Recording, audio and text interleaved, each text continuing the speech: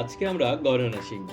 একটি প্রজাপতি, একটি পাখি, একটি হরিণ, দুটি পাখি, দুটি বিড়াল, দুটি খরগোশ, তিনটি মৌমাছি, তিনটি জিরাফ, তিনটি কচ্ছপ, চারটি বাঘ, চারটি মাছ, চারটি হাঁস। এবার আমরা হাতের আঙ্গুলের সাহায্যে গণনা করতে শিখব। একটি প্রজাপতি, সবাই হাতের একটি আঙ্গুল দেখাও। দুইটি প্রজাপতি, এবার তোমার হাতের দুইটি আঙ্গুল দেখাও। তিনটি প্রজাপতি, এবার হাতের তিনটি আঙ্গুল দেখাও।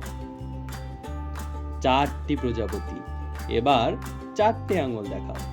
পাঁচটি প্রজাপতি, এবার হাতের সবগুলো আঙ্গুল দেখাও। ছয়টি প্রজাপতি, এবার ডান হাতের পাঁচটি এবং বাম হাতের একটি আঙ্গুল দেখাও।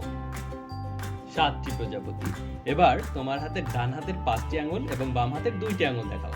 আটটি প্রজাপতি, ডান হাতের পাঁচটি, বাম হাতের তিনটি আঙ্গুল দেখাও।